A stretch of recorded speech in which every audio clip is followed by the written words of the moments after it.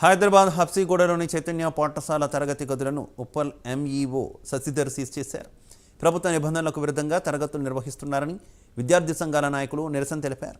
గతంలో కూడా నిబంధనలకు విరుద్ధంగా చైతన్య పాఠశాలలో క్లాసులు నిర్వహిస్తూ ఐఐటి, జేఈఈ కోచింగ్ నిర్వహిస్తున్నారని, తరగతులను సీజ్ చేస్తే వాటిని తొలగించి మళ్లీ యథావిధిగా క్లాసులు నిర్వహించారని విద్యార్థి నాయకులు ఫిర్యాదు చేశారు.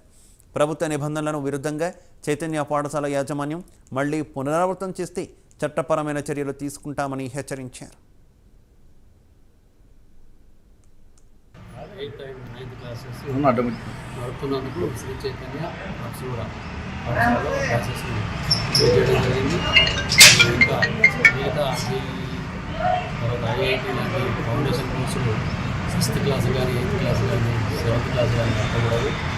వీళ్ళ మీద మా ఇంటి మీద ఎఫెక్ట్ అయిపోయింది. వారం పట్టాలనే ఉద్దేశం కూడా నోటీస్ ఇవ్వడం జరిగింది. అనాథరైజ్ క్లాసెస్ నడపడం కూడా చైతన్య సార్ గతంలో కూడా మీరు సీజ్ చేసినారు. మరి వాళ్ళు మీకు తెలియకుండా వాళ్ళు ఎట్లా ఓపెన్ చేసేసారు? మరి వాళ్ళ మీద ఎలాంటి చర్యలు తీసుకోవాలి? గతంలో అంటే మాకు రెండోసారి ఇప్పుడు తెలిసింది.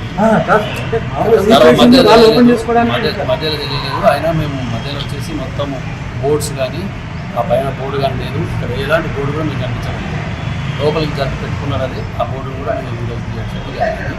సెకండ్ రిమైండర్ అని చెప్పాము. ఇంకేమైనా నెక్స్ట్ వాళ్ళు ఏదైనా మళ్ళీ అనాథరైతే బాధపడితే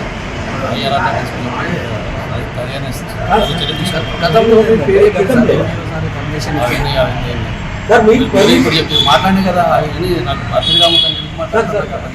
ఇప్పుడు ఇంత మీరే మాట్లాడి కదా. ప్రభు కుమార్ గారు ఉన్నారు, ప్రిన్సిపల్ గారు ఉన్నారు. అక్కడ వాళ్ళకి చెప్పాను కదా. అయితే రిమైండర్ అని కూడా రాశాను. రెండోసారి నాకు ఇప్పుడు నోటీస్ గురించి మాట్లాడుతుంది.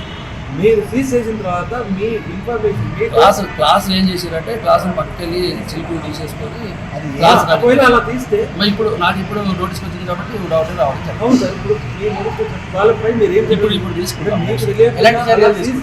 ఇప్పుడు ఐఆర్ఆర్ చెప్తాం అలా ఓపెన్ చేసుకోవచ్చు.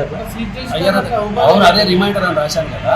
ఆ రిమైండర్ మీద మళ్ళీ ఐఆర్ఆర్ తీసుకుపోయి వాళ్ళు ఏం చెప్తున్నారు. 8th and 9th క్లాసెస్ నడుపుతున్నందుకు శ్రీ చైతన్య హబ్సీగూడ క్లాసెస్ చేయడం జరిగింది.